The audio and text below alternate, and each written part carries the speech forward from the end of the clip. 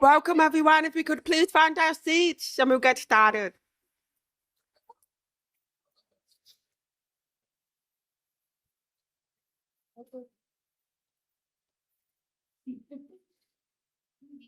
Good morning. Welcome to the Strengthening Disability Advocacy Conference for 2024. My name is Melissa Hayo and I'm the manager of the Disability Advocacy Resource Unit. It's really lovely to see you all here today. Before we start, I would like to acknowledge the Wurundjeri people of the Kulin Nation, the traditional custodians of the land on which we gather today, and pay my respect to their elders past and present. And I'd also like to extend that respect to Aboriginal and Torres Strait Islander people here today. So, what a year it's been. We've seen the response from the Disability Royal Commission, and we're waiting the outcomes of the NDIS review. The NDIS Amendments Act has passed and change is unfolding, whether it's fully realised yet or not. So what's next? Our collective challenge is to make sure that people with disabilities can live free from violence, abuse, neglect, and exploitation, and these are not just words. And to have strong regulations in place to prevent such breaches of human rights in the future. We need to consider Victoria's next steps and how disability advocacy can guide this process effectively.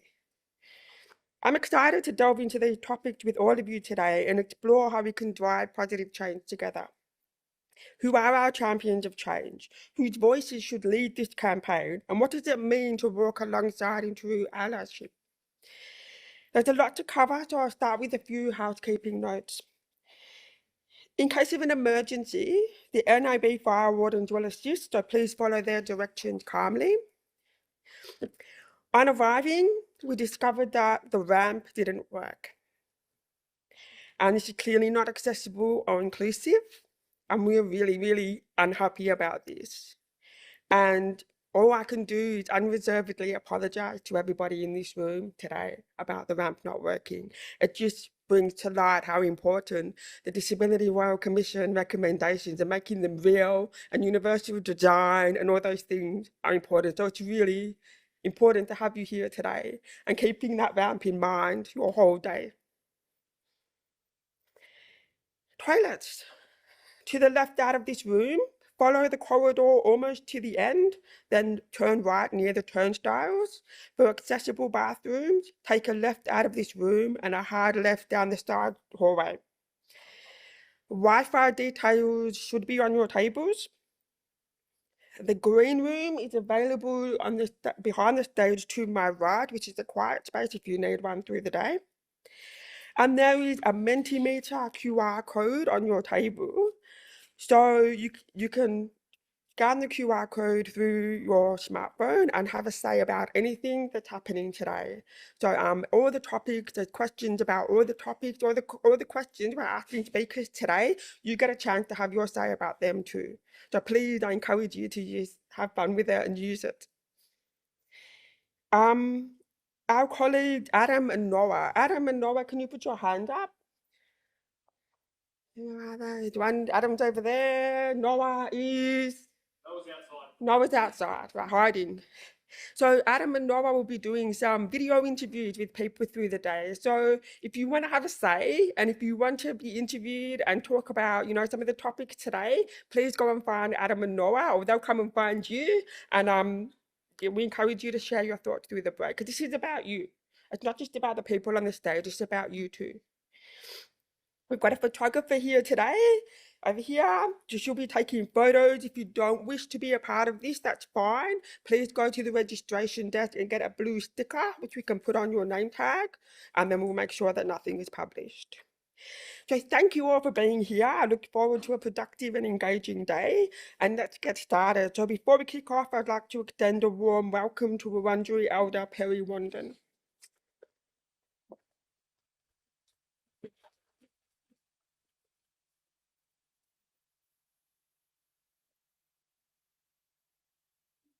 Wamajinka, everybody. Good morning. My name's Perry Wandin, Wurundjeri Elder. Here to do welcome. Thank you very much for having me and us to be able to do this. Firstly, I'd like to acknowledge all my ancestors, elders, both past, present and emerging, all Aboriginal and Torres Strait Islander people. I come from Hillsville every morning into Melbourne, so I'm very lucky I go home to beautiful Hillsville in the afternoon. So my family have all come off from the mission, proudly to say my father was the last Narangita in today's day, and he's been passed now for 21 years. So I become an elder by being the oldest, and it's always passed down to the oldest. Then it sort of goes to the next one in line. But that's gone through our family the whole lot from 1863 to 1924. All my ancestors were gathered on Wurundjeri country, taken to Hillsville. Firstly, that was Yarra Glen, Yearing Station, but there was only 35 men, women and children left because all the boats come to Melbourne and just about wiped them out along the coastline from cholera and, of course, the common cold. So, but as I said, it went from Simon Wonga, William Barrick, then to my great-grandfather, Robert Wandoon, who was the last one, the Narangita at Corrandirk Mission, and then it was my father. Today we're a thriving community of thousands, so we've made up a little bit. My father was married an English woman, so I've got a great storyline on my other side as well, for those of you that I haven't told you before. My mother's name was Olive Potter. Have a guess who my grandfather was? Harry Potter. So I could sort of say I got a great breeding line, but no, it's what we are and who we are today. So I thank you, and I hope you have a great day today. A clear example of how things should work and shouldn't. We were talking about what happens when the power goes out. We can't wave that card anymore.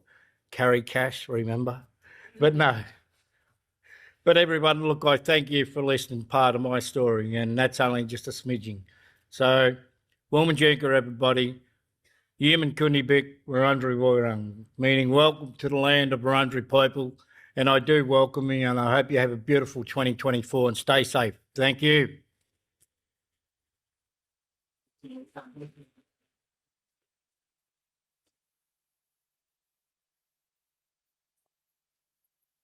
Thank you very much, Perry. It's a privilege to be standing on Wurundjeri country, and I thank you for your warm welcome to country.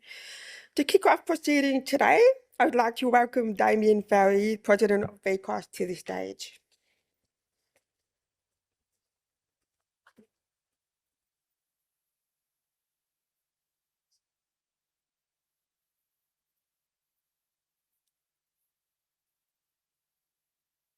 Welcome, everybody, to the Strengthening Disability Advocacy Conference 2024. My name is Damien Ferry, and I'm the President of the Victorian Council of Social Services, and it's a great pleasure to be here among you today. I'd like to thank Perry for his welcome to country, and to acknowledge that we are meeting on the lands of the Wurundjeri people of the Kulin Nation, and pay my respects to elders past and present. I'd like also to acknowledge the many disability advocates and activists here in the room and not here today, who have worked tirelessly and continue to work tirelessly to improve the rights of people with disability across the state. VCOS has enjoyed a strong partnership with Disability Advocacy Victoria over many years to deliver the Disability Advocacy Resource Unit, which we are very proud to auspice. We work alongside you in allyship to progress the work that needs to be done to realise disability rights and to make a fairer and more inclusive Victoria for all of us. We know that the Disability Royal Commission responses have been met with disappointment from disabled people's organisations and a range of other advocacy groups, and that further action is needed to achieve the comprehensive reforms required to prevent violence, abuse, neglect, and exploitation of people with disabilities in Australia. We know that the reform environment is extraordinarily complex, relying on coordination between jurisdictions. However, it is positive to note that both Commonwealth and Victorian governments acknowledge the importance of collaborating and agree that there is a pressing need for continued improvement in areas such as housing, justice, and sector development to develop a more inclusive society. VCOS is here to act in allyship with you. We are keen to hear from you and what needs to be done next to progress the disability rights agenda. We had invited the Member of Parliament, Lizzie Blanthorne, Minister for Disability and Children. She was disappointed that she was unable to attend to be part of today. However, she has sent a message to us all. I hope you have a very enjoyable day. Hi, I'm Lizzie Blanthorne and I'm the Minister for Disability. I'd like to acknowledge the traditional owners of the lands that I'm speaking to you from, the Wurundjeri people, and pay my respects to elders past and present. It is a privilege to speak to you today at the Strengthening Disability Advocacy Conference. Victoria's disability sector sets a powerful example for how we uphold rights and values across our state. Today is a great opportunity to have so many organisations and people with disability come together to discuss the future of disability services. I understand that this sector has been impacted by a period of intense reform and that this has presented challenges for some organisations. But as the recommendations from the Disability Royal Commission and NDIS review highlighted, we know that disability advocacy plays a critical role in our system, the NDIS, and future foundational supports. We have a unique opportunity in this period of reform to work together to deliver transformational change for people with disability. Your advice and support are essential for us to do this work, to achieve better policy, legislation, and services for people with disability, both nationally and here in Victoria. We will continue to engage with the Commonwealth and other states and territories to advocate for the best outcomes possible for Victorians with disability and their supporters. Thank you to every person attending the conference today for your role in supporting people with disability. I look forward to working together to ensure our community is genuinely inclusive and fair for all Victorians with disability. Thank you.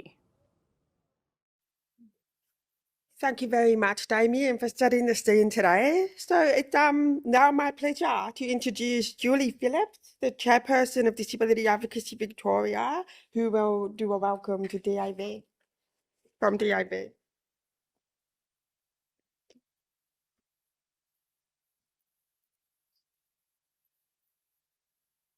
A period of intense reform. That's not the way I would have described what we're going through at the moment, but there you go. It's all a matter of perspective, isn't it?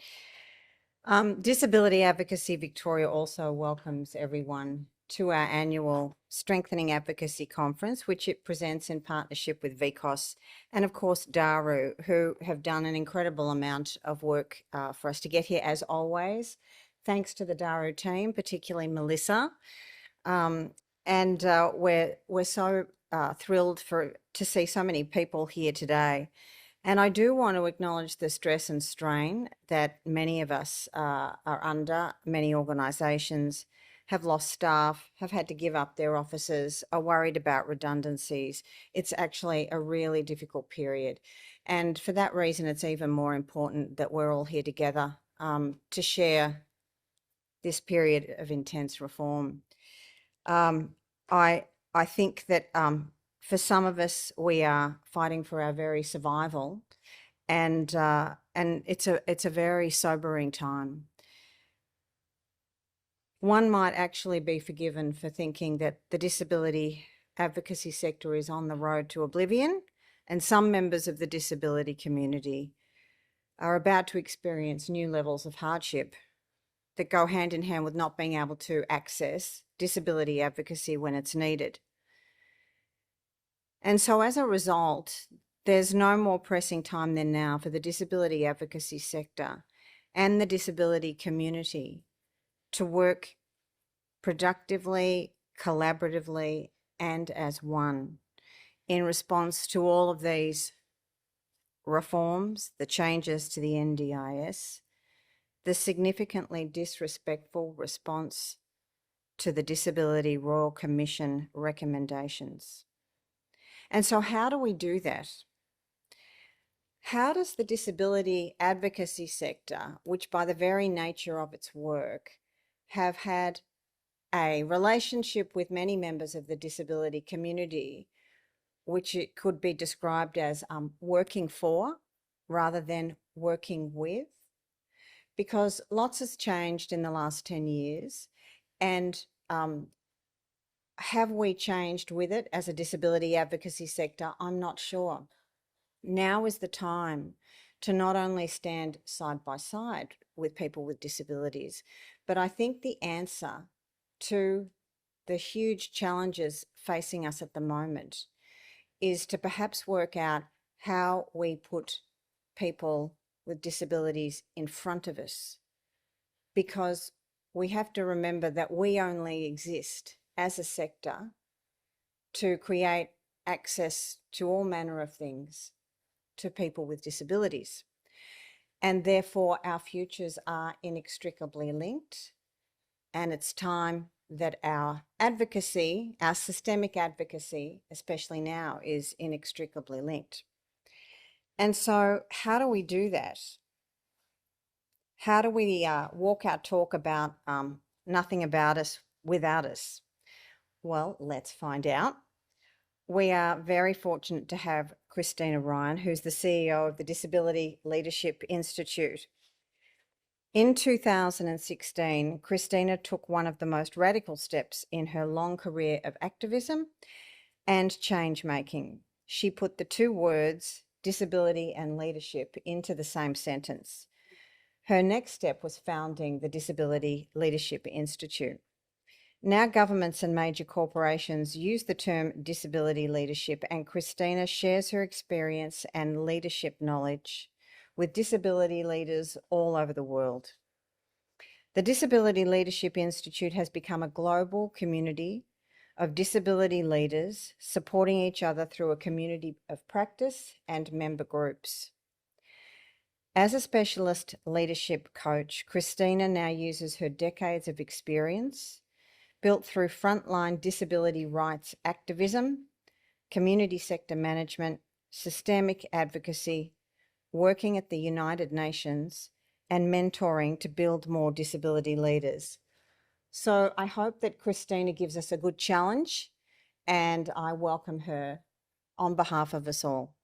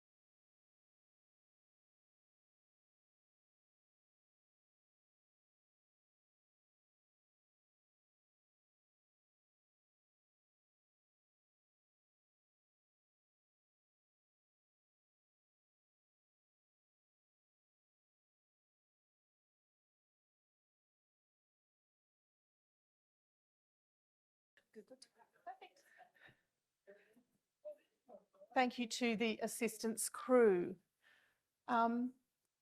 Disability does not come without challenges, and something else I will also acknowledge is that we're extremely flexible people who are very good at problem solving. So here we are. Firstly, I'd like to acknowledge the Wurundjeri people of the Kulin Nation and pay my respects to Elders past and present, and thank Uncle for his very warm welcome this morning. I'd also like to acknowledge any other First Nations folk who are in the room with us today. It's truly an enormous pleasure to be here with you at the Daru conference.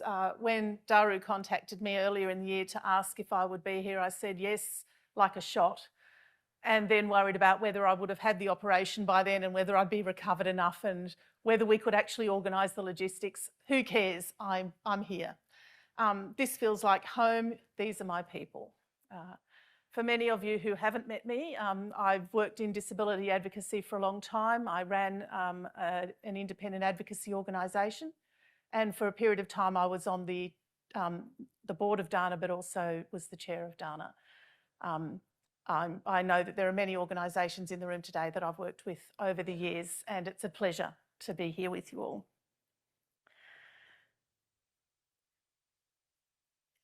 This is an interesting time, and thank you, Julie, for your interpretation of the Minister's kind words. We are at a crossroads in the disability rights movement. Many big processes or reforms have concluded and left many of us asking whether these processes have taken us forward or back. We've also seen a shift in the disability advocacy sector and how it works. Julie didn't read my speech beforehand.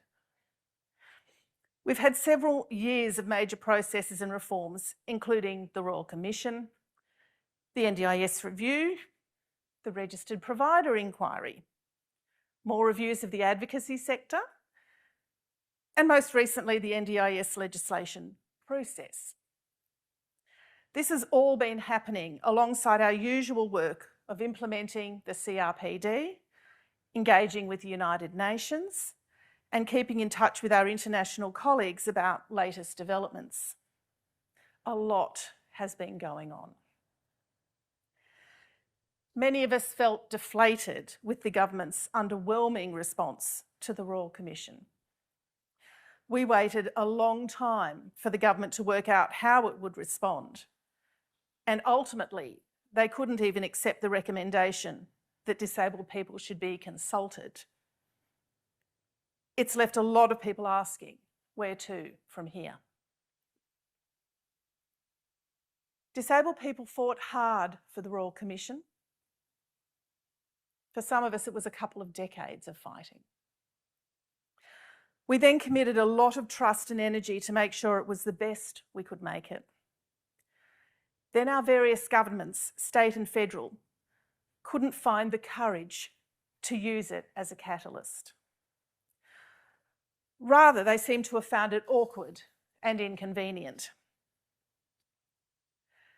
Then other processes were forced upon us, sometimes with very short timeframes, like the NDIS legislation changes. And we once again engaged in those reviews and legislative reforms to do the best for our community to move things forward in a positive direction. It has been very difficult to see if we are achieving any real change with these processes. It is always hard to see change when we are right in the middle of things, when we are working flat out at the coalface every day, doing our best to make things happen. But ultimately, these processes have all contributed to change, some of it big and some of it incremental. Let's pull back to the bigger picture. I'm a big picture kind of girl. Our disability rights movement is about equality and how we are getting equal. So what's been happening there? How have all these processes been making a difference to disabled people getting equal? Are we really implementing the CRPD?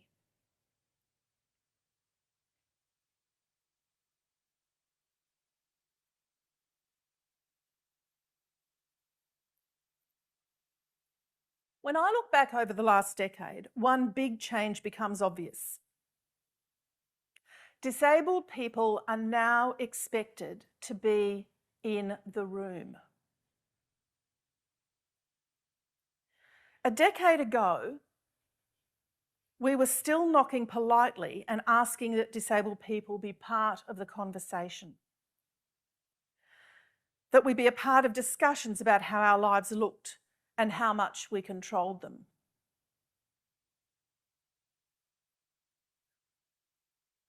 I'll just refer back to the minister's terms of inviting us to have a say.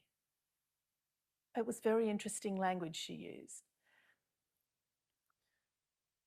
I look back to the NDIS build process, which is actually more than 10 years ago, of course, and recall that many of the working groups had one single disabled person on them. And often we had to fight to have that one disabled person in the room. Disabled people now have power that we have never had before. We have gone from asking to be in the room to expecting to be in the room. Sure, we're yet to be there in numbers, the numbers that we should be, and we rarely, if ever, are there as the key policy designers and decision makers. We are not yet there as government ministers or heads of departments. We still have only 4 openly disabled parliamentarians across the 950 or so parliamentarians in Australia's state and federal parliaments. However, no process about disability is considered legitimate today unless disabled people are there. Our voices are stronger than ever. We have developed our own power. What I am not seeing is the disability community using our power consciously or deliberately. Somehow we are still tapping politely on doors and asking to have a say, just like we did a decade ago. It's time to stop this, to recognise that we do have power and to start expecting to be part of the big conversations. Every disabled person in this room today has power, and I would like to see you using it. We have colleagues right now insisting that the new CEO of Vision Australia is from the blind and vision impaired community.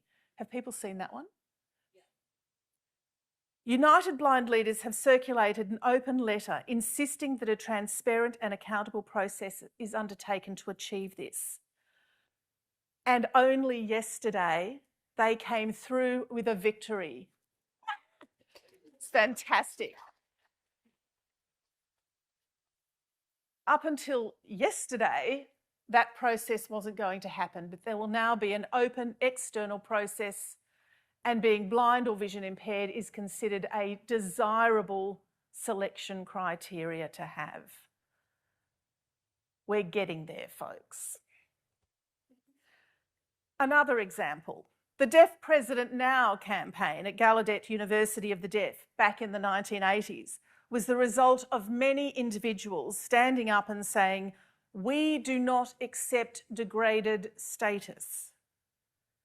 They succeeded in getting the first deaf person appointed as chair of the university board because they refused to accept anything less. Our New Zealand colleagues were appalled in 2022 when the head of the new Ministry of Disabled People was announced, and it wasn't a disabled person. They fought hard for this ministry and did not want to see it going the way of other disability-specific agencies. So they refused to accept the appointment. They let the government know that the appointment wasn't legitimate or credible and insisted that a disabled person be appointed. Within a few days, the appointment was renamed as interim, while a disabled person was found. And you bet they found one. There's plenty of very impressive people in New Zealand. And who can forget Stop the Tram? A campaign that has recently been revived started in Melbourne in the 90s to get accessible trams and stops. I have memories of very early internet with pictures, people like Katie Boyle chained to the fronts of trams in Bourke Street. It was fantastic, my favourite protest ever. This campaign was an outstanding example of disabled people using our power to make change. A whole heap of people chained themselves to the front of Bourke Street trams in flash protests that held up traffic for hours. It changed a lot of things, including the national transport standards. Many of us now enjoy an accessible inner city Melbourne tram system as a result of this campaign. And I acknowledge our colleagues who are currently working to make that further out so you can actually move beyond the city. Throughout history, those in power have never given it away. Power is not ceded by those who have it. When it changes hands, it is because others have stepped forward, moved alongside, and taken it. If disabled people want equality, if we want to be in the rooms of power of decision-making about our lives, then we must recognise our power, own it, and start using it. When we see appointments being made to disability-specific or relevant roles, it is within our power to accept or reject those appointments. It is up to us to insist that disabled people are appointed to run our organisations, our service providers, our officers of disability, and to the various statutory appointments like commissioners for disability or heading our regulatory agencies like the Safeguards Commission. If we really want equality, it is also time we got into the parliaments and into the cabinet rooms. When non-disabled people are appointed, we can say no. Go back and do better.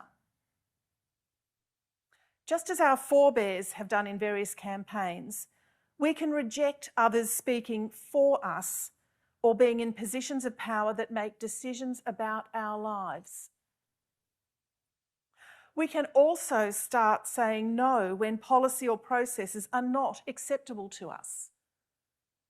When governments tell us that they will only accept 13 of the Royal Commission's recommendations, we have the power to say no, go back and do better. Not good enough. Disability advocacy has evolved. We have reached a point where it has become offensive for anyone other than disabled people to speak for disabled people. This includes frontline advocacy services, who now work using a rights-based approach and understand that they do not speak for a person, but rather are there to support a disabled person to be heard. In line with the CRPD expectation of support being provided so that a disabled person can engage in a particular system or process.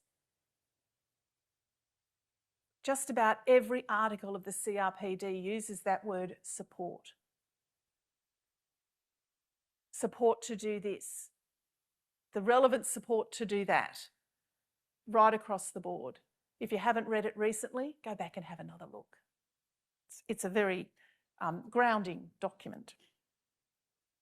Our allies have become those who step back and make space for us to be in the room, to be heard, to be respected as equals. Our allies help us to do our work, help us to be strong, support us to show up. They have our backs and make our work possible. In the disability community, allies do vital work that makes it possible for disabled people to do our work, getting equal. But they do not and cannot do our work. They do not have the expertise of lived experience. Those who are not our allies, who are not creating space, are not supporting us and putting us forward, are the ones who are lagging behind.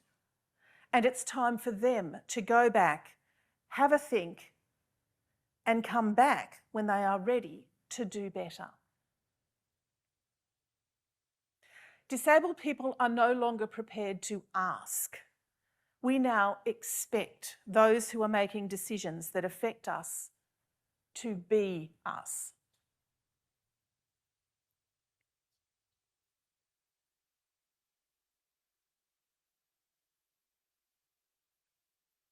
Just having a moment of thinking of all the allies that got me up here this morning. Thank you, allies. Yeah.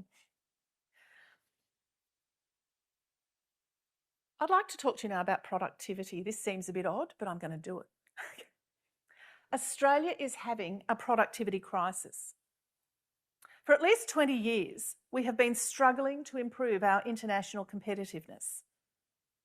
For even longer, we have been towards the back of the OECD pack when it comes to disability employment. I sometimes wonder if solving disability employment might not also assist us with improving our international competitiveness and productivity. Australia needs our disabled people to be part of fulfilling our potential as a country. This isn't just a buzz phrase, it is a serious economic problem. Around 1/5 of the Australian population struggles to find work and struggles to build careers in our chosen fields. With around 5 million Australians with disability, we are talking big numbers who are not contributing as we would like to. Disabled people are needed, and yet we are shut out from being part of the solution. We don't just find it hard to get work, we are rarely seen in any senior leadership positions, whether it is the public, private or community sector. We must start with our advocacy organisations and our service providers, while also looking at any government position related to disability. If disabled people are not being appointed, we should be asking why, reject the appointments and send recruiters back to do better. This needs to happen for the country, not just for us and for getting equal. Reputable studies have shown that disabled people are 10% more innovative in the workplace than the people we work alongside. A more recent study showed that when disabled people are team leaders and supervisors, our teams are far more productive. When those teams are also largely teams of disabled people, they become even more productive. And we're talking significant percentages. So why isn't Australia going full pelt on building our disability leadership and our disability workforce right across all sectors?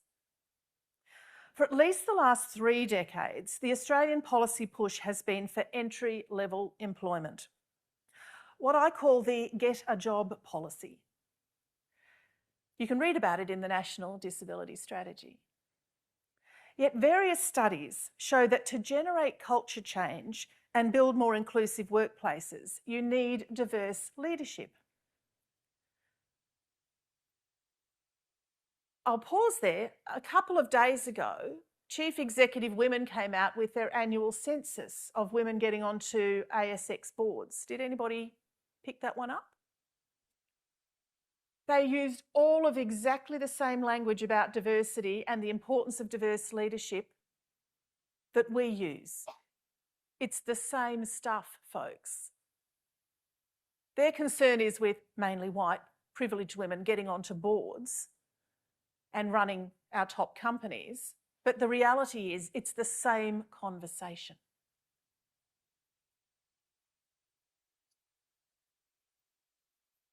We need culture change to build more inclusive workplaces, and to do that, you need diverse leadership. Studies also show that disability leadership provides for greater innovation and productivity. Disabled people aren't superhuman. You can't just get a token crip in and the world will change. But we do see things differently and we are outstanding problem solvers. We are great at finding workarounds and making systems work. Disability leaders are masters of flexibility and adaptability to circumstance. If you want something done, a disability leader will find a way to do it. We also know that diverse leadership is the key to building and sustaining a diverse workforce. Yet for some reason, Australia is lousy at appointing disabled people to senior positions, whether it be in government, corporate, community or academic sectors. Everyone seems to be talking diversity, except they keep forgetting disability diversity. When they do talk disability diversity, they don't mean leadership. They mean entry level. Yet it is when we have disabled people in leadership positions that productivity and innovation increase. Why isn't Australia getting the message? Well, let's make sure it does. We need disabled people across all fields, across all sectors and in our parliaments. That means you, me, all of us. This must become our frontier work. The tough and difficult job of being the first and often only disabled person in your workplace or at your level, but it must be done. The job of the disability rights movement is to support each other as we infiltrate all of these systems, workplaces and institutions. It's a long game and it's going to be a tough fight, but it's one we must take on to tackle the continuing ableism and prejudice that continues to govern our lives. More and more disabled people are being open about their disability at work, and we must recognise how hard it still is for people to be doing this. By backing each other through our networks, our community, and our professional organisations like the Disability Leadership Institute, we can make it easier for the next person and the one after that. When people on the inside are unable to speak out, our advocates and change makers can. We are going to need both contributions to get to where we are going. The disability rights movement is big and diverse, and it is going to take all of us across all our intersectional spaces to get to the equality we are looking for. We can start by saying no and expecting better.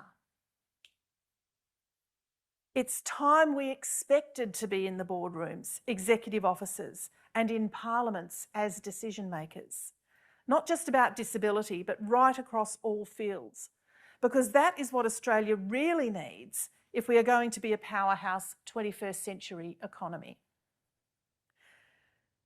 Disabled people are in a very different position to where we were a decade ago. We now have power and a voice, and we must learn how to use it.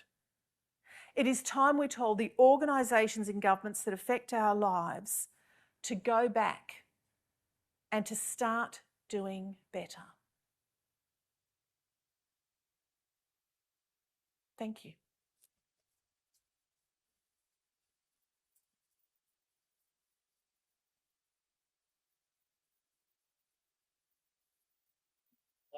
Wow, you could hear a pin drop.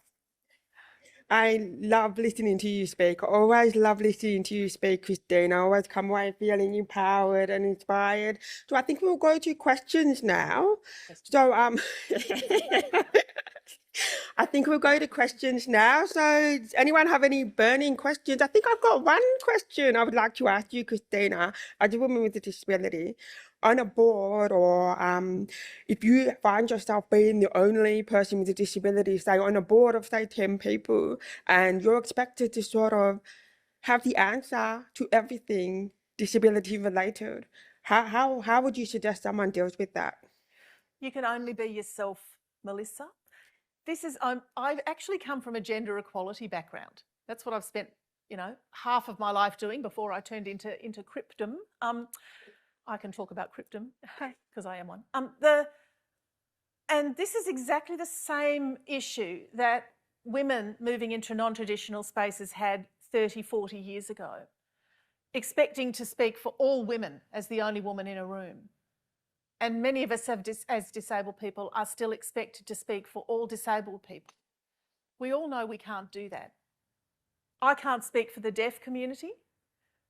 You can't speak for the wheelie folk. What we do know is that we are all implementing the CRPD and getting to equality. It's actually about, if you're in a boardroom, you're there to govern. You're actually there to do your governing, acting in the best interests of the organisation and making sure that good governance is what that organisation is doing. Good governance is actually about having diversity going on. Any modern board that doesn't have some kind of diversity reporting framework isn't on top of its game. And if it doesn't have diverse leadership, the board should be asking why, because it will affect the bottom line and the outcomes of that organisation. And I'm talking non-profits as well. Bottom lines exist across the board. So we are there to be doing our governance expertise in those situations, and we're coming from a diverse perspective. We will ask questions that others might not ask. We might be asking that question about where's our diversity framework and our diversity reporting. We might be asking those questions about, if there's 10 people on this board, why am I the only one? How are we going to recruit more disabled people at the next AGM?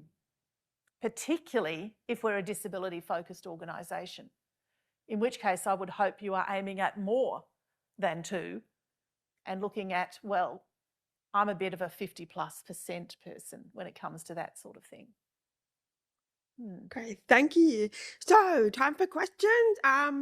We'll have some floating mics coming around. So, I think we have a question over there. Martin, over there. If you raise your hand, Martin, and the mic will come. Yep. And please let me know who you are.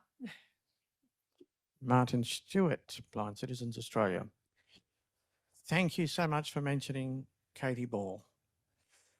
I was on many of those occasions when she was sitting down in front of trams, trains. I think we missed out on buses. I did, sorry, Mark. Yes. She was a fireball, not just Katie Ball. At that stage, even our community thought that we were not just radical, but very radical. These days, I'm glad to hear that she, in particular, with me, with her, led the way to where we are now, and that is having the power, which we must use, as you've just said. And the other thing I wanted to say is thank you for saying how I felt for quite some time, probably the last 3 years, when organisations and governments, schools, etc., talk about inclusive practice, they don't mean us. And you struggle to have that understood, the message to be heard. All I can say is we, and I know you, will keep sending that message until it is heard, because we're not taking no for an answer. Thank you. Thank you, Martin. It's important to remember that movements take all sorts of us, and they take a long time, and they shift and change and morph into other spaces. They look different, they shape differently. But all of our work today is based on the work of the people who went before us. And the change they made allows us to do the work we are doing today. It's a really important thing for us all to remember. None of us work alone. None of us. Sometimes one or the other of us might be the person up front. But the reality is, unless we've got our community alongside, nothing will change, nothing happens. Thank you, Martin. Thank you so much. Hi, Christina. I'm Tanya, a team leader of Advocacy and NDIS Appeals from REAC. Where am I? I'm over here. Over here. Thank you. Way up the back. Thank you for your talk, your speech. It's very empowering.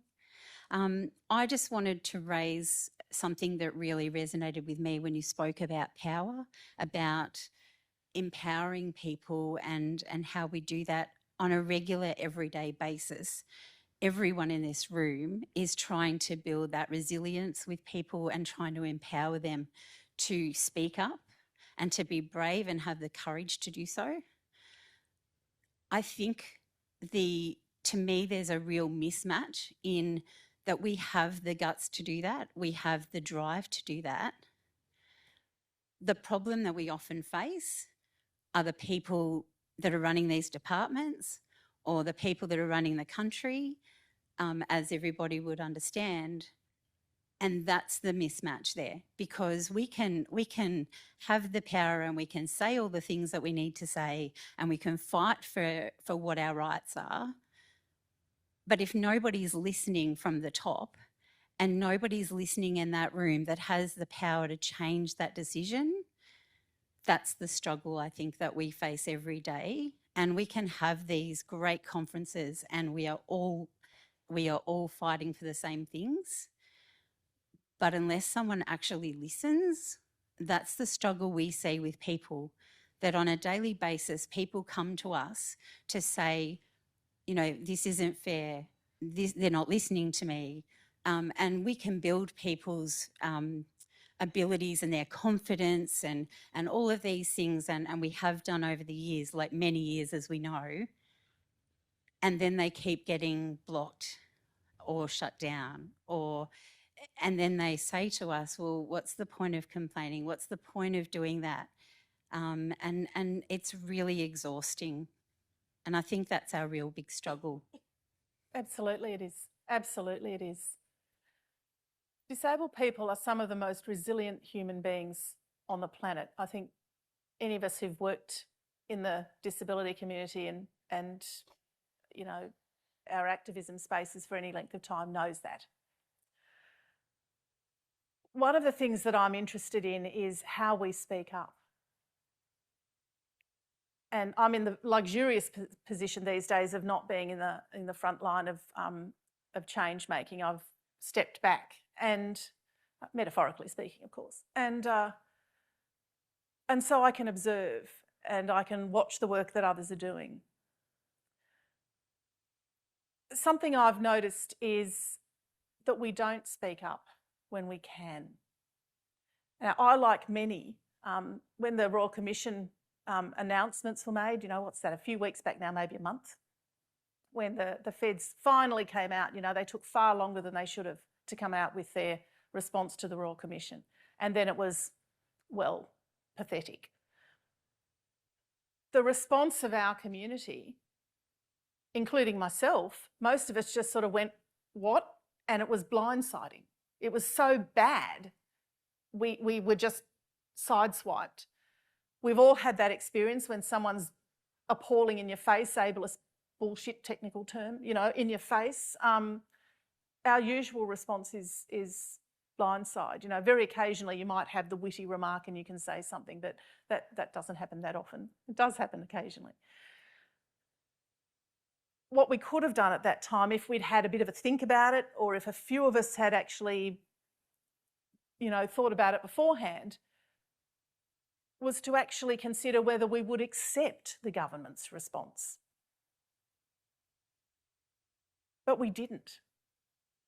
But isn't that their ammunition though? Isn't that how That's exactly why they do it. the idea? Absolutely, Tanya. You bet. They've got the resources, the infrastructure. They've got a department full of people, most of whom are not disabled, thank you very much. And they certainly don't have any senior disabled people in DSS, I can tell you, because I've got spies everywhere. I know where they are. Okay, so there aren't any disabled people who came up with that response, and it would have gone through the executive level and been watered down, watered down, watered down. It was actually a response of multi-governments. They had an intergovernmental committee across state and federal governments, and that's why they only accepted 13 recommendations, is actually because that's all our collective governments could come to an agreement on between all of those non-disabled bureaucrats. It's like, what the? And yet the disability community didn't say no. This has been 5 years of our lives, the decades before that of getting the damn thing up and running, engaging with the Royal Commission, most of whom were not disabled people, and actually recognising that we had to do that. And you're just going, okay, that happened. I'm also going to use another example. You know, these are a bit uncomfortable for us, but we have to look at ourselves sometimes. Last week, the new Safeguards Commissioner was announced. I am the only person I am actually aware of who has publicly spoken out against that appointment. I didn't speak against it, I questioned it. So on all the lovely congratulatory posts, the person who's been appointed is a nice enough human. I don't have a problem with her as a human being, except she is not a disabled person. Why has she been appointed to this position? We all know there are disabled people with that expertise. You've actually got one here in Victoria. Why wasn't the person who was appointed the Deputy Commissioner appointed the Commissioner? They are completely capable of doing it. Everybody in the disability community rallied around congratulating this person on their appointment. Why on earth did they do that? These are all my colleagues. These are people I've worked with for decades. These are people I know and love. I am not, you know, but excuse me, but why aren't we even saying, hang on a minute, was there no disabled person to appoint?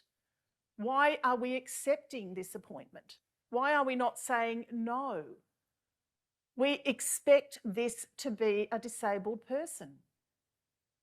We know the problems the Safeguards Commission's had around understanding disability because it hasn't had enough disabled people at the top. There's been some revolting things that have gone on.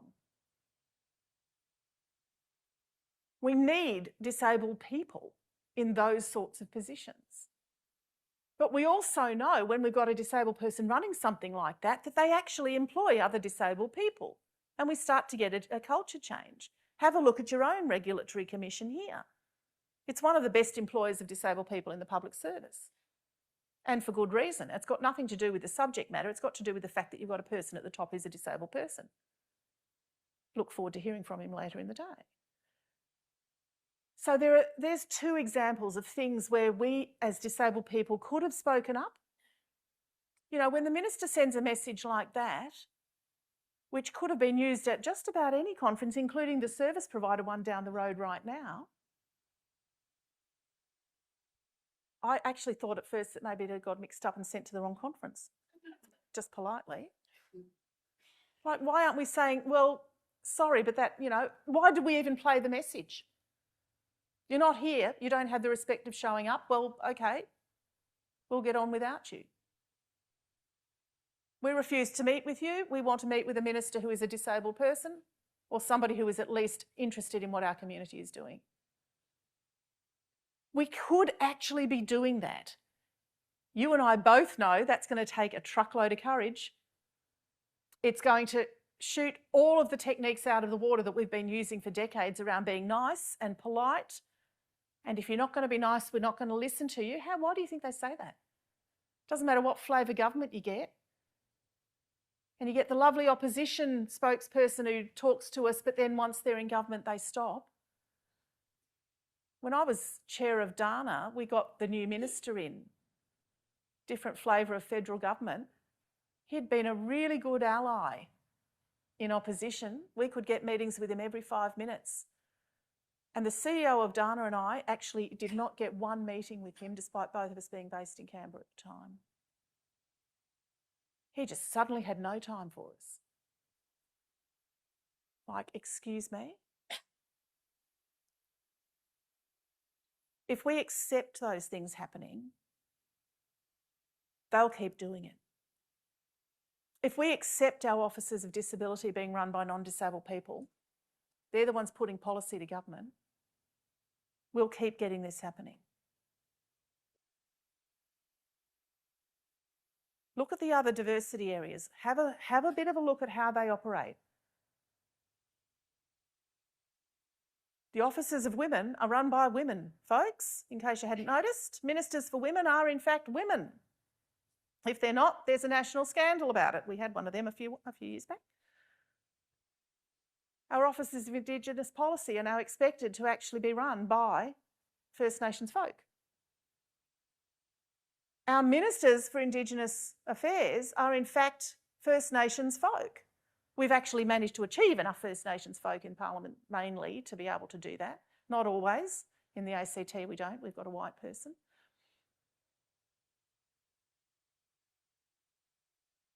Because people expect that. We need to expect it. It's going to take courage, but we are the most courageous and resilient people I've ever come across.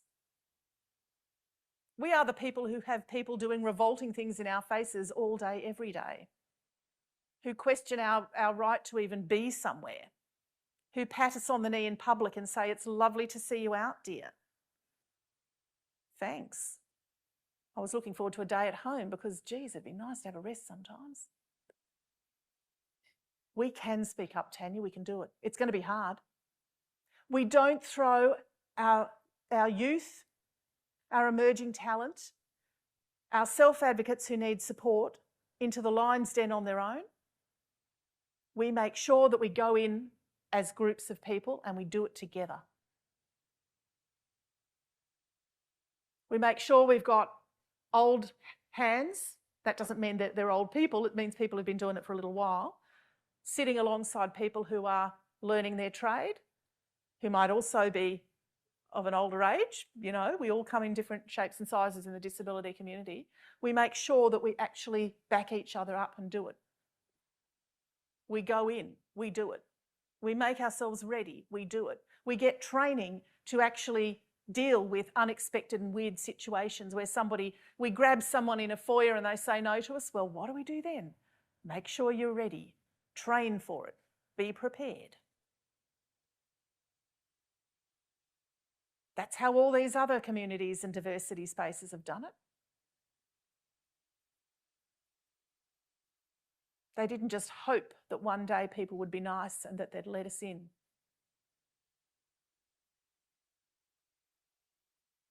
Disabled people are supposed to be nice and grateful all the time. Well, I'm over being grateful.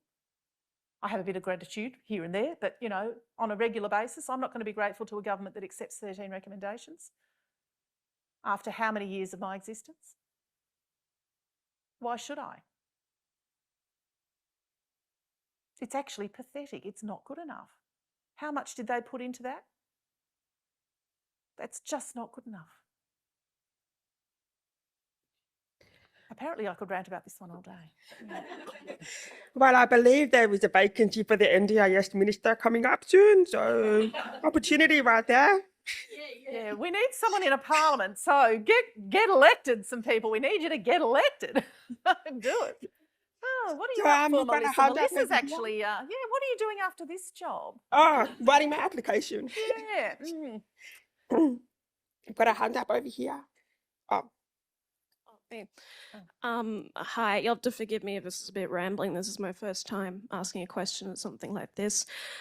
I'm pretty new to the community and the industry myself, and as someone who's had years of experience like this and clearly a lot of wisdom to go around, what advice would you give for, say, younger advocates or younger people in the industry who are just starting to get involved in it, especially because like a lot of people have been radicalized about this stuff after like COVID happened and the Royal Commission, and a lot of us, like a lot of the work that young people do for advocacy is online, but for those of us who are wanting to make that step to help with like and make more change in person, would you have any advice for that? Thanks. Yeah, and I missed your name. Oh, sorry, I didn't say it. I'm Raven. I'm here from Valid Inc. Oh, fantastic. I love the Valid mob. So good to see you all here. We're all here. Thank you, Raven. Well, get involved with an organisation is a very big start. Get community around you. Don't operate alone. Something we talk about a lot at the DLI, the Disability Leadership Institute, is not operating in isolation. You don't have to go it alone. We are the largest minority group on the planet and in this country. So there's plenty of us out there. Practice. But something I learned from my grandmother, who was also a big change maker, is find the niche for you, the thing that you're most interested in, your big issue, your one thing. So I now do leadership. That's what I do. I focus on leadership. So focus on your thing, develop your expertise about that, and follow that thread and see where it takes you. You might find a few kind of alleys off the side on the way through. If you spread yourself too thin and try and do everything, you'll wipe yourself out in 5 minutes. We have very high levels of burnout in our community. Most of us have only got so much energy to spare because it takes about 120% to get out of the house in the morning or to prop up at the computer. So focus on the thing and do that, and it might change. It might be a different thing in 5 years' time, but start with the thing that's in front of you right now. And work with others. Get a group together. Some sort of coalition, some sort of thing. The cider mob locally are just fantastic. Getting involved with cider is a really good thing for young folk to do. Or YDAS. I love the YDAS mob. So those sorts of, they're here somewhere and I love you all. It's those sorts of things we do, recognising that we're not alone and we are not operating in isolation. Those two big things. Yeah, absolutely. And get some training, you know, do a program here or there. There's some free ones out and about. We've got some other ones at the DLI that cost money, but yeah, get some training and get into it. But most of all, feel welcome. Raven, you're one of us and it's fantastic to see you, you know, being part of what we're doing. Thanks. Yeah. I'm going to go over here for this. Yeah. Thanks.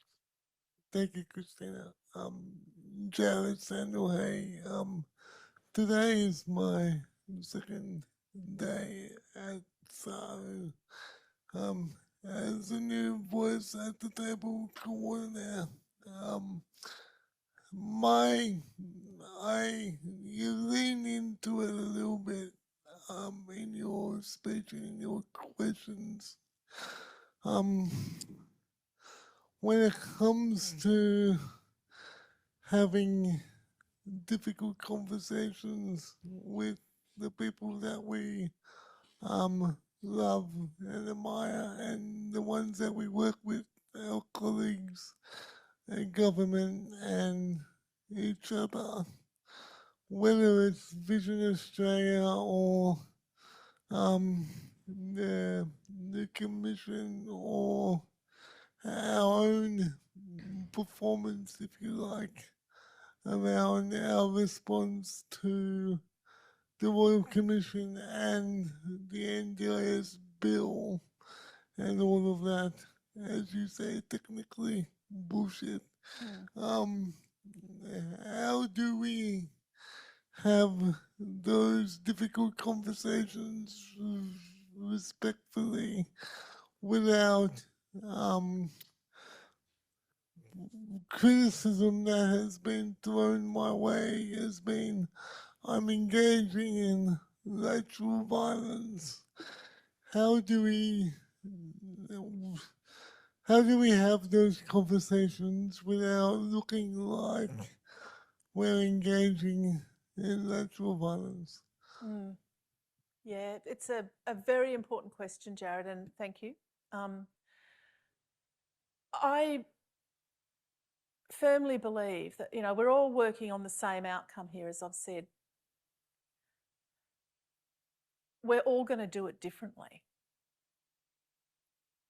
Apart from all being different because we're all different disabled people, so our disabilities are all different, we all have different ways of approaching things, but we're also different people. We've had different backgrounds, different education, different careers, different work, different organisations that we've worked with and work with still. And so all of those things mean that the approach we take to an issue is going to be different. And that's okay. it's actually what we need. If we didn't have things coming at different angles, we wouldn't actually get the outcomes, particularly the political outcomes. It does take all of that diversity for it to work. But something that I'm also really, really, I think is really critical is that we focus on the issues.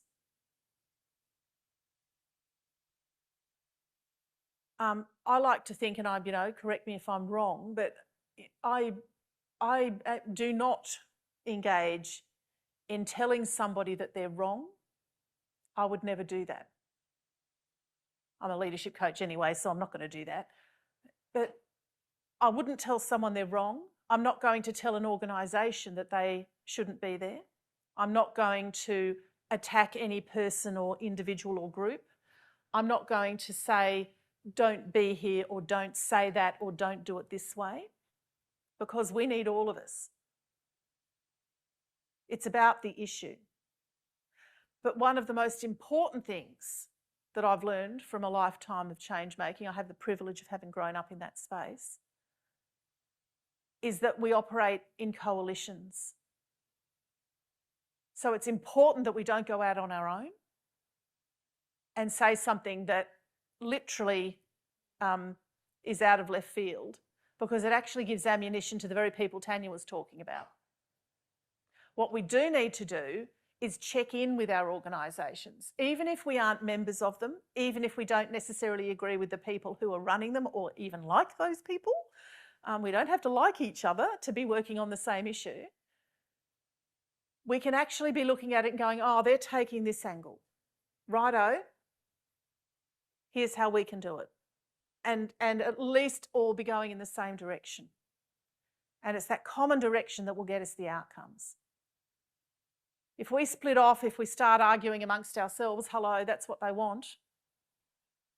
Doesn't matter who's in power. People in power prefer it to have other people arguing because it stops us from taking their power from them.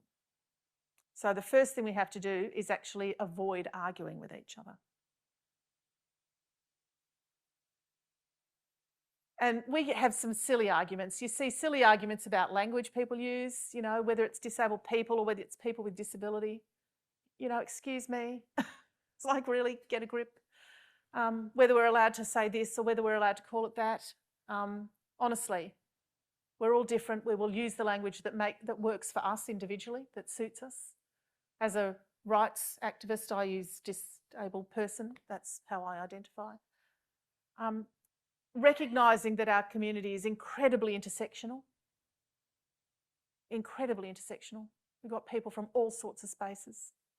And respecting it. It's about respect, Jared. If we respect each other, even when people say something tough or difficult, we actually have a look and think, okay, that's a different perspective. That's interesting. What can I learn from that? Rather than engaging in argument or deciding that we need to correct a person. Because that's just going to take energy that none of us have actually got. Yeah. That's my thoughts on it for today. They might change again tomorrow. Yeah. It's an important one though. I think fundamentally, all of us need to think before we speak. How does this sound to the person on the other end of it? Is it about them or is it about the issue? Am I speaking with the same generosity and kindness that I would hope someone speaks to me? And if I'm not, okay, I'll go back and just rephrase what that looks like. We all know that we can bolt off emails and social media posts and sometimes they're a bit blunt, and we just need to haul ourselves back a little bit. Go gently on each other. We're all tired. We're all working our guts out. Most of us are actually doing far too much and most of us are dealing with a relentless barrage of demand from the world. Things are going to slip through sometimes that we would prefer hadn't. And don't be afraid to say sorry to somebody. If you've said something untoward, when you realise it, you can always turn up and go, yeah, I didn't speak kindly there and I'm sorry about that.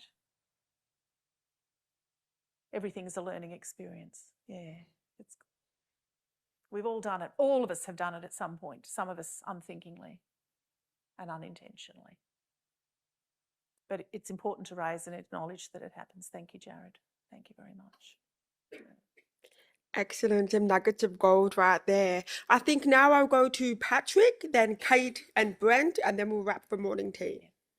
And we'll try and keep them shorter, I think. Patrick's gone. Okay, so we'll go straight to Kate. Mm-hmm.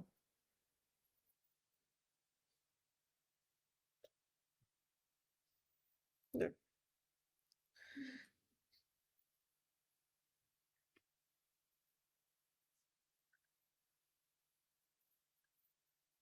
Just testing, thank you. Hello, so lovely to see you again, and I've been thoroughly enjoying your presentation today. My name's Catherine and I work at Deaf Connect, and we are a disabled persons-led organisation. I'm happy to be here, but they didn't pay me to say that. So really, in relation to your talk, I feel like many of us here in this room have to feel like we appreciate and must say thanks to the people who are giving us what we need, especially as a young deaf female.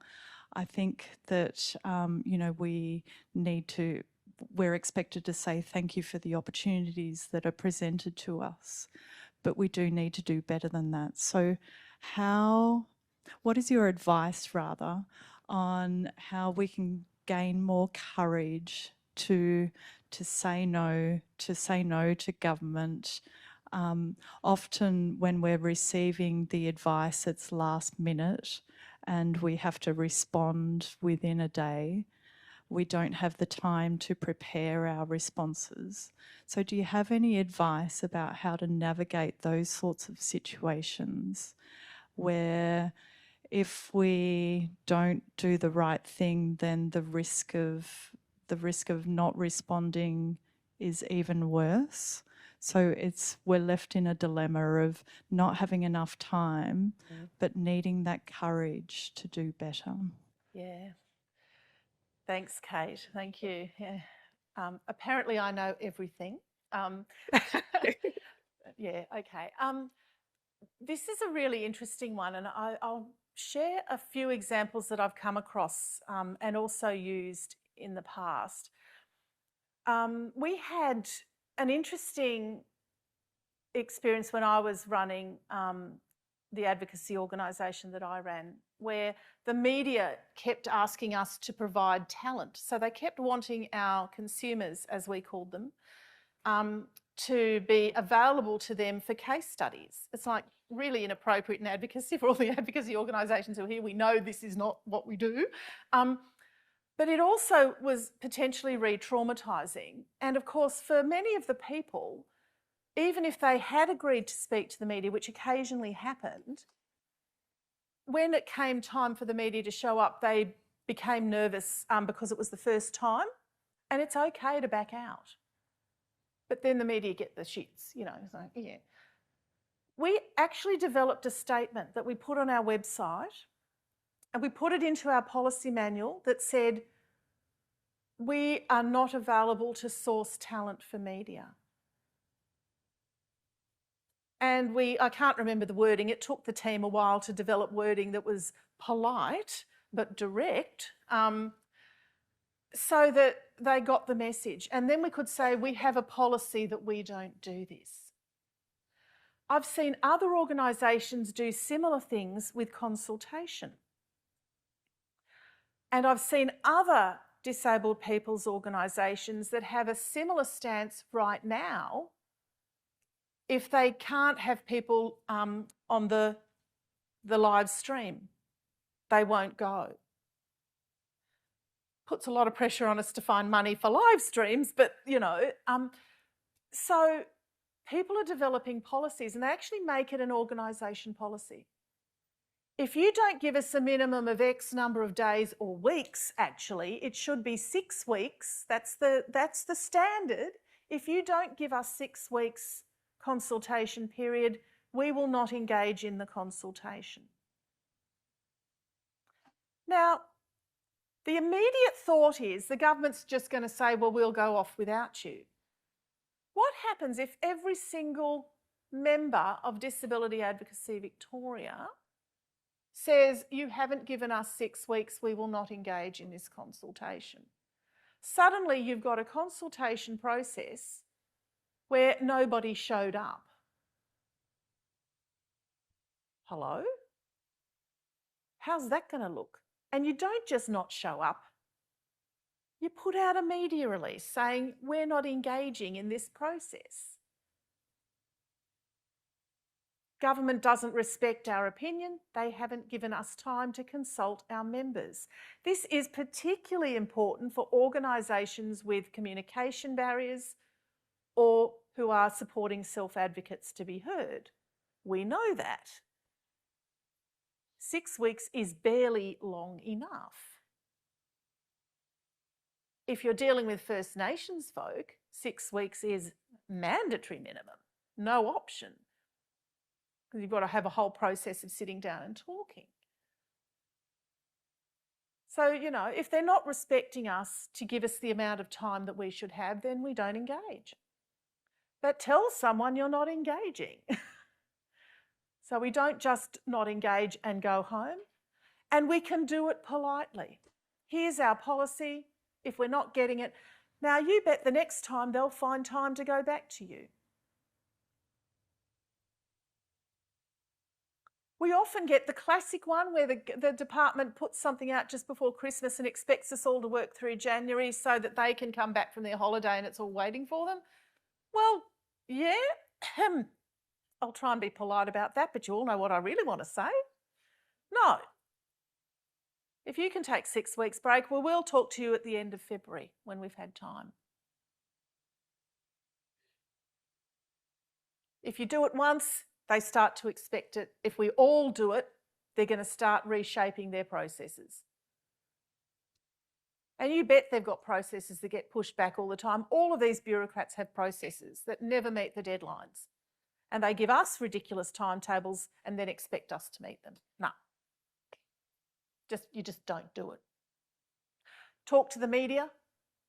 Put out a media alert. Can you imagine if 6 media releases land in the Age news box saying none of us are engaging in this process? Someone's going to go up the hill and ask the minister, why is this process so flawed? And she'll have to come up with an answer. That'll be exciting. Yeah. Oh, I said that aloud. Thanks, Christina. We'll go to our last question now, Brent. Just getting the interpreters ready. Good afternoon. It's so lovely to see you. My name is Brent from Deaf Victoria, and I'm an advocate working in the deaf and hard of hearing community space. I'm wearing a black long sleeve top and have black glasses on. For myself, I'm curious about what you have said today about courage and being brave and having the passion and the experience and working in solidarity with the community. So I'm thinking about these elements and I'm ticking all of those boxes. You know, I've got this and I've got that and I've got this element. So what I'm wondering is, in terms of disability leadership, you really need to respect the individual. Yes. And be passionate and have the support of the people around you. And it's when you're doing that that you can make those achievements. So this is part of my goal, to be a disability leader. And I want to be able to navigate this space, because there have been, and I think that there are a lot of avenues in which to get to that space, a lot of different journeys that you can take, and we can all be supporting one another. So I wonder, what can you recommend for me to become a more well-known disability leader, to be on the stage, you know, having the community listen to me and me leading them and getting the respect. I love that. Well done. Yes. So go on, Christina. Let's talk about what we mean by leadership. So most of us here have gone out on a limb at some point. Is that an ableist term? Ooh, that's put ourselves forward, had a think. We've jumped off the cliff. I like to talk about cliff jumping, and we've done things that took courage. Leadership is about how we operate. It's not about the position that we hold. And that's a really important distinction for me. So all of the disabled folks in the room today are disability leaders, Brent, including you. How do we develop a career where we become more prominent? I don't know if I have the answer for that. I think most of us who have ended up in positions where we get seen and heard a lot more just sort of landed there. It's not always by choice, but it does take putting yourself forward at the time when an opportunity arises. So leadership is often about being prepared, and I've talked about that before. And this is kind of a continuation of Raven's question. Being ready for the moment. The tram stoppers were ready. When a tram stopped, they all just jumped in front of it and did their thing, or wheeled in front of it. It's about being ready, knowing what you will say when an opportunity arises, knowing what you might do and having an action plan. So there's a lot of strategizing that goes with being ready to put yourself forward, having a think about, how do I respond to this? But I want to really go back to that big message about how we operate. And leadership to me is often about supporting the people around us to move forward into the space. Now, you're in a position where you can do that.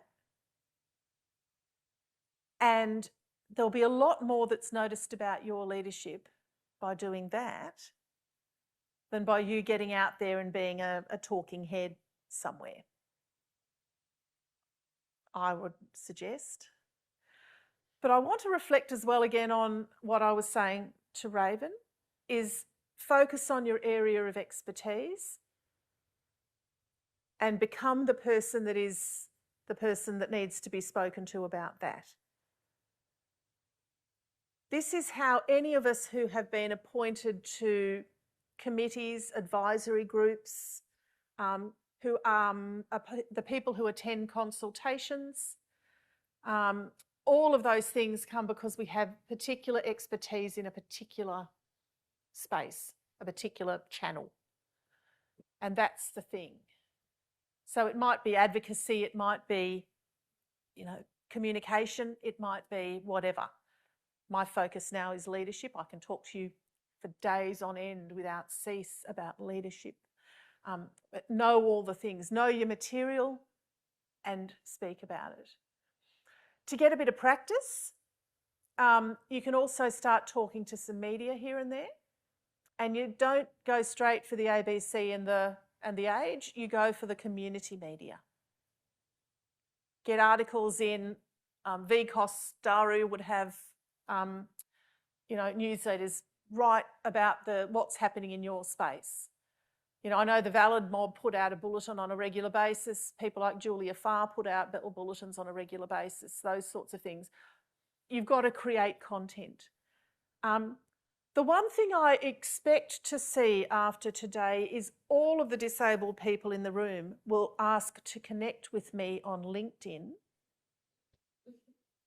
If you are not on LinkedIn, then that's your call. I would expect by the end of the week your LinkedIn profile will be established, And by next Monday, I'll have a connection request from you. So if you're not out there, nobody will see you. If you're sitting waiting for people to come to you, it will never happen. You have to network. Networking is one of the top leadership skills. Know people, meet other people, introduce people to each other, talk to people. And we all know we're in the privileged 21st century where networking doesn't have to happen in morning teas in foyers anymore. We can do that, but we can do it online.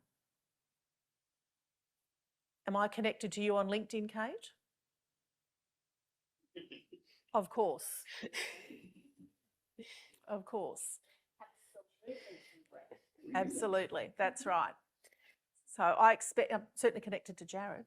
So, you know, so all of it, thank you. You know, that's what you do. You get out there and you connect to people. And someone comes to me and says, oh, we need somebody who does that. And I go, oh, hang on a minute. That'd be Melissa. Talk to her. That's what networking's about. When the NDIA comes to me and says, we're looking for 3 people to do this, I go, oh, have a look at this lot, because they do. So that's what networking's for. Are we on LinkedIn, Raven?